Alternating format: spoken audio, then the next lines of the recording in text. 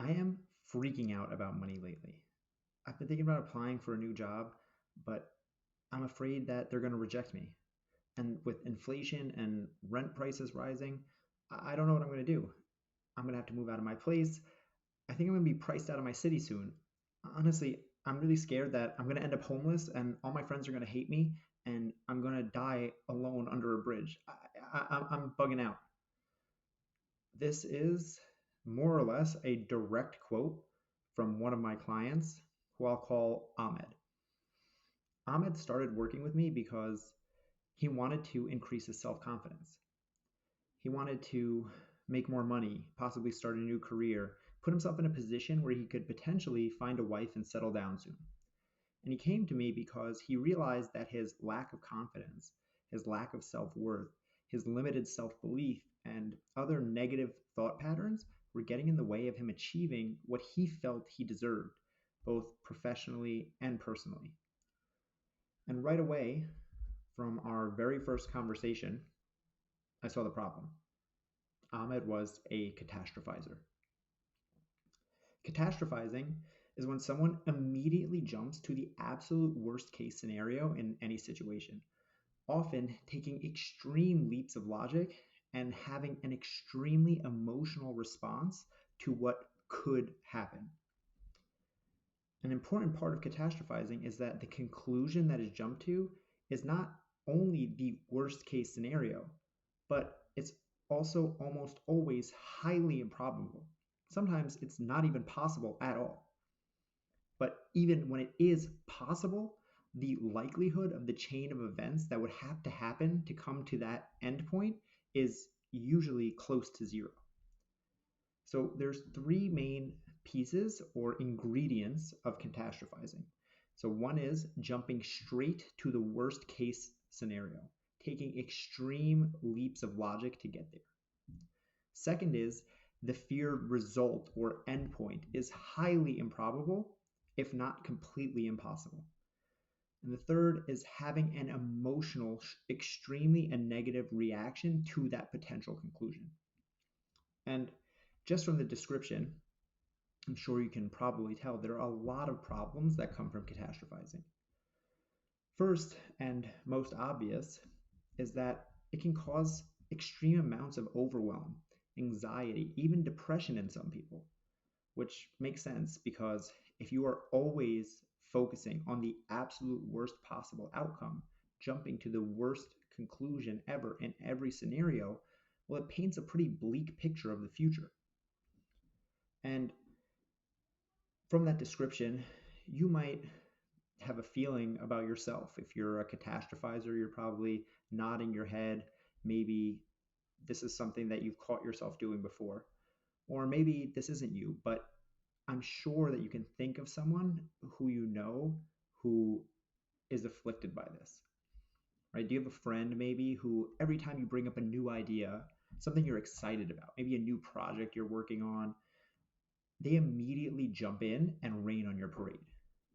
Usually, when they're doing this, that person will have a perfectly quote unquote logical reason for the excuses they're making, for why you shouldn't try or why they can't do anything, why they're stuck, why there's no way out.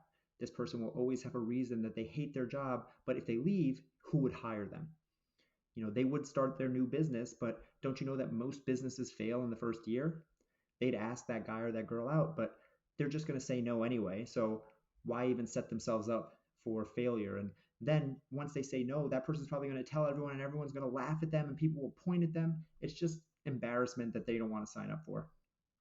And this is what a catastrophizer does. To them, they spin it as if they're just being honest. They're being a realist, a pragmatist, because these statements aren't too far-fetched. It is hard to get a job. Most entrepreneurial ventures do fail. So the question is, how do you draw the line? The first thing is that we have to understand there is a line between being a realist and being a pessimist. And yes, we want to be realistic in life. However, if you only look at things through the lens of negativity, then that will be the only way that you see things. The only way things can appear will be negative. And what I mean is, it's not that everything is bad and you're just being realistic. In reality, it's that you're seeing everything as bad, and that is painting the color of your reality. Because thoughts control your reality, and your reality then controls your thoughts. So if you're looking at everything negatively, it starts a vicious circle. And it's easy to think, well, that's just how life is. I'm just reacting. Again, seems logical. But this is a stuck person's mentality. This is the thinking of someone who is going to stay stuck, spinning their wheels, frustrated that life never gets any better. This is a person who's going to complain and just throw their hands up. It's just not fair. And my hope is that this isn't you. And if it is currently, that it won't be any longer after today. One question I get asked more than anything else, obviously being that I am the happiness guy, I'm the happy, healthy human. This is the Happy, Healthy Human podcast, is what is happiness? And I've done entire episodes about this as far back as episode 4, as well as episodes 70, 72. So check those out if you want a real thorough deep dive into my philosophy on happiness and how to find it. I'm not going to break it down too much today, but a brief overview is that while I can only speak for myself, I think that in its broadest sense, happiness stems from a feeling of being in control of your life. Humans crave autonomy and agency. That is, we crave a sense that we are the master of our own destiny. Inherently, you feel good when you're in control, and you feel bad when you're out of control. That's why people want to be rich, because most people assume that when you're rich, it will give you freedom. And sometimes that is the truth. But that's also why so many people find themselves making $200,000, $500,000 a year, but they hate their life because now they're actually attached and beholden to their job and their employer. Somehow the money has made them less free. That's why they say money doesn't buy happiness, because it can, but it's not guaranteed to. Often, money just buys more obligations. It buys you a more expensive mortgage on a bigger house. It buys you car payments on a fancier, more expensive car. And these are things that, again, become more holding you back than setting you free. It's the opposite of what we're going for. And this is also why health and fitness are so important. Health and fitness are freedom for your body. And a lack of those things is a lack of freedom. When you are unhealthy or unfit, you're beholden to your body, to your health, rather than the other way around, which is, again, simply not a good feeling. I consider to be in control of your life being in the driver's seat, being in the driver's seat of life, being an active decider rather than a passive participant. Now, does that mean you have control over literally everything? Obviously not. Some things lie outside of our control. Whether you try to control them or not, it's just you can't. And that's fine. You leave those things where they are, outside of your control. Happiness comes from accepting that there are things outside of your control, and then taking all of that energy that you would have focused on things outside of your control and focusing them inward on the things that you actually can control. So now, not only are you not spinning your wheels trying to control things that are uncontrollable, you're actually using your energy to create actual positive change in your life. That's a win-win. So being happy is leaving what you can't control and then focusing on what you can. Catastrophizing is the exact opposite. It's spending all of your time, all of your energy, both mental and physical, all of your other resources, and taking that and trying to change something that not only hasn't happened yet, but in reality probably will not end up happening anyway. And that fact that that end result is, one, super far-fetched, right? It's way improbable, and it's also so far off in the future that makes it feel so out of control. It's a recipe for unhappiness, right? Think about it. If something is happening now and you can do something about it, it might be stressful. You might not feel great about it, but you could think through it. You could figure out a solution. But when something is so far off in the future, it feels real enough that it makes you anxious, but not real enough that you can do anything about it. And then even if you can do something right now, you don't know how it will actually affect or change your future. And that can make you feel very helpless. And that's where the problem is. The future is always outside of your control. By definition, you cannot control the future. You can take actions now, and these actions very well may have an effect on the future down the road, but you cannot say so with absolute certainty. So, catastrophizers are trying to do something that's literally impossible, trying to control a future that cannot be controlled. And then there's so much time and energy spent, so much anxiety and frustration created around an outcome that you cannot control even if you tried. To me, that is the definition of insanity. And things get worse because when catastrophizing, you're already trying to control the future, which is impossible. But on top of that, the catastrophizer is focused on the absolute worst case scenario. And probabilistically speaking, these situations that you tend to think up in your head usually have a near 0% chance of actually coming true. And that means that you end up freaking out over something that theoretically could happen, but almost positively will not. So there's a 0% chance that will happen. Why even freak out? And the key there is one word: near. Near zero, as close to zero as it could be, highly improbable, is unfortunately not 0% chance. It's not impossible. So although it is improbable, catastrophizer is not taking probability into account when they're in the throes of catastrophizing.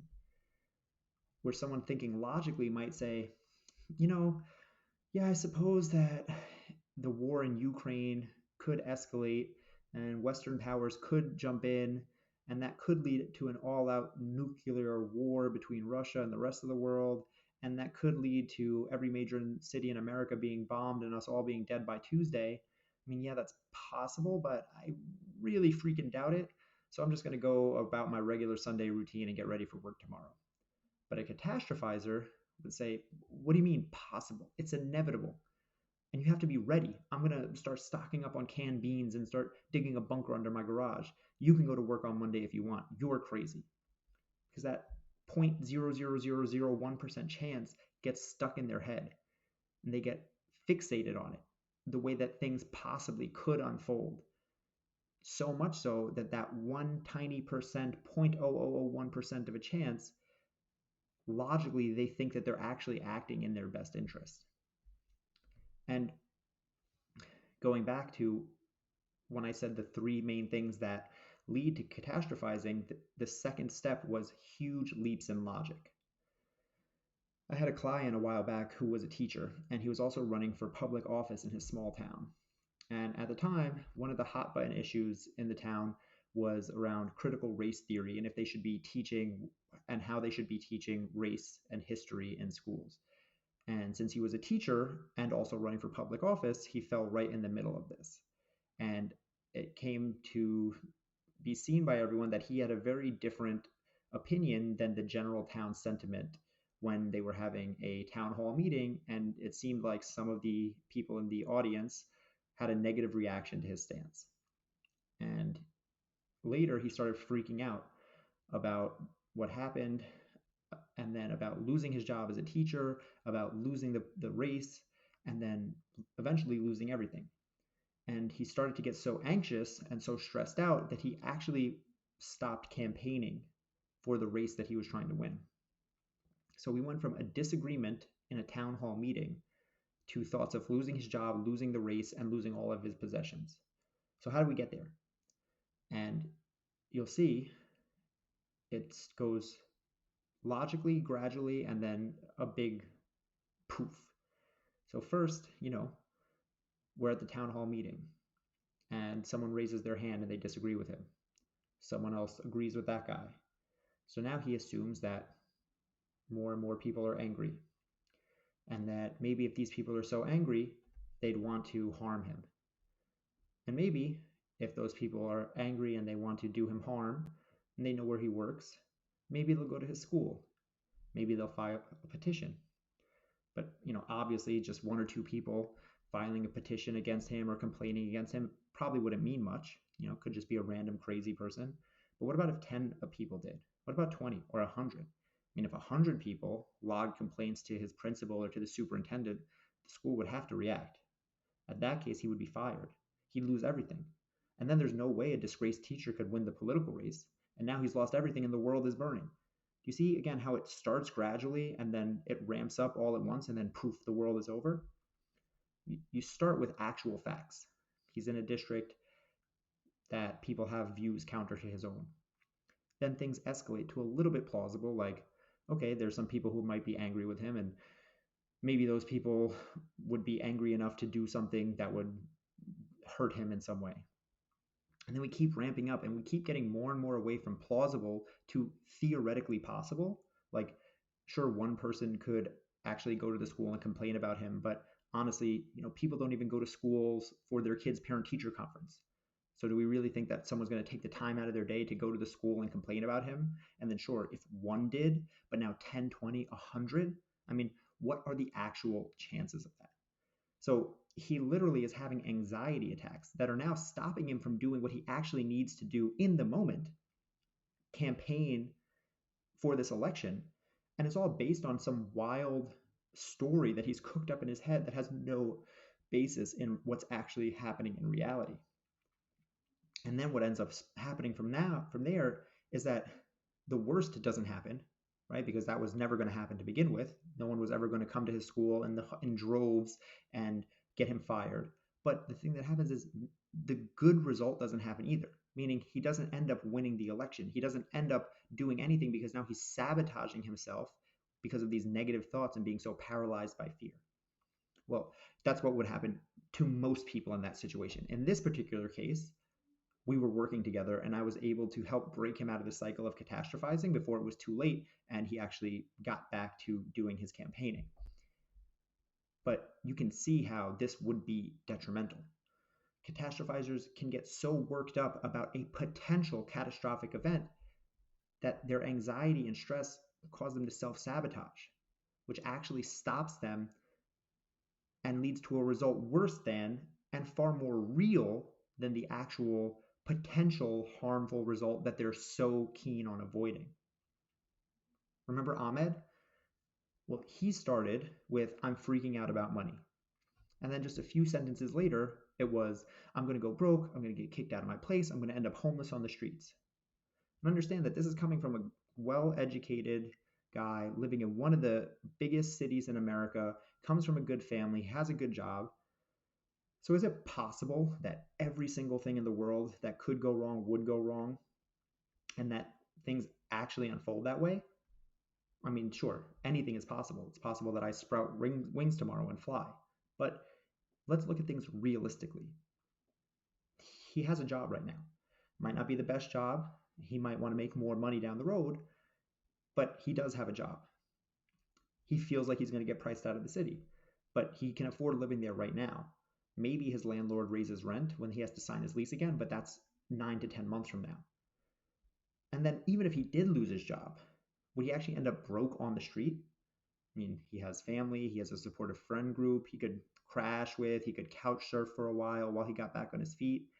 He could move to any number of cities that are cheaper than where he lives right now. So while his mind jumps straight to everything's going to shit, I'm going to be broke, I'm going to be on the street, I'm probably going to die, we can clearly see that there's no real possible way that this would ever happen. But his mind jumps from, I don't get paid enough, to, I'm going to die alone in the streets under a bridge and no one will care.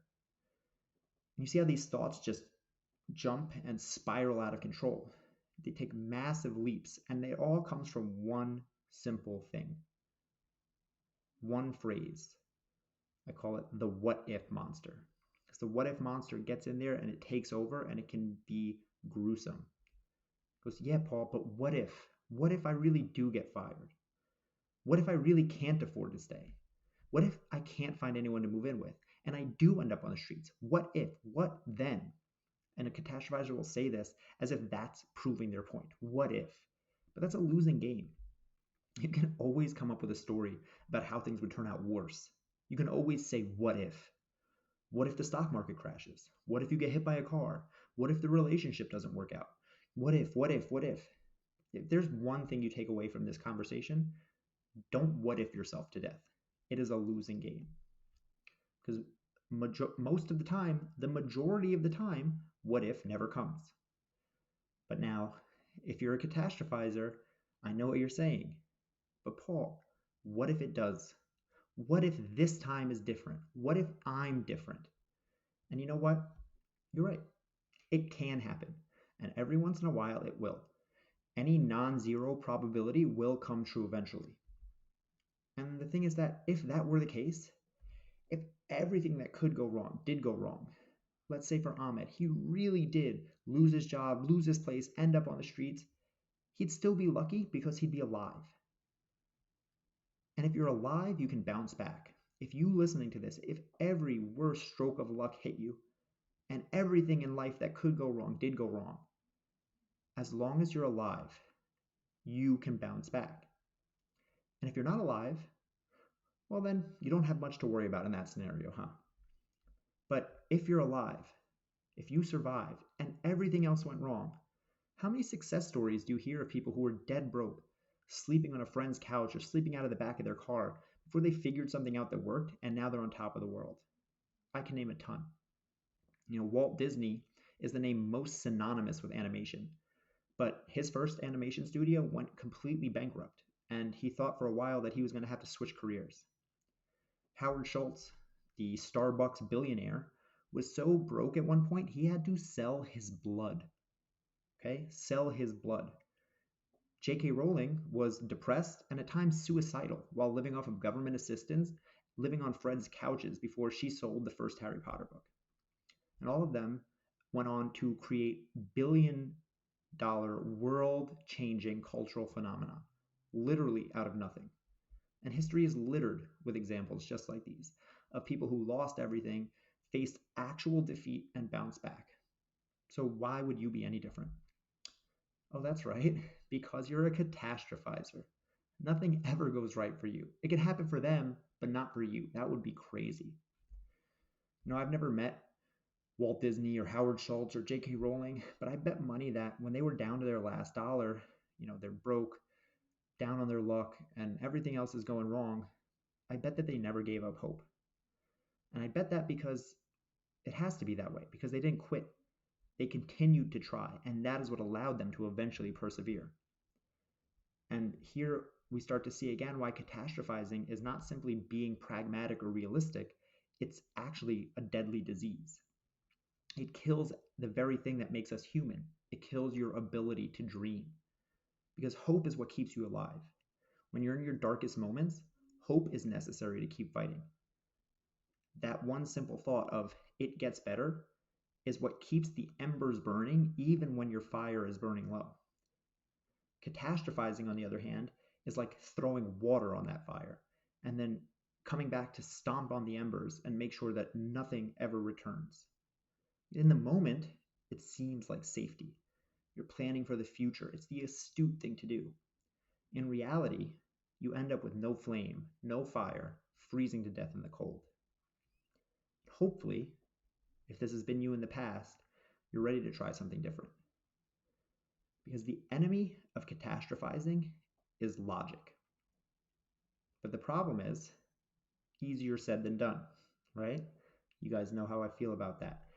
If we remember back to the three things that lead to catastrophizing, the third is having an extreme emotional reaction. When these logical leaps and bounds are being taken, when catastrophizing is happening, you aren't thinking logically, you're being emotional. It's your emotional brain, your lizard brain. This is your brain thinking about nothing but safety. It shuts off your logical thinking. And when that happens, that's when all hell breaks loose.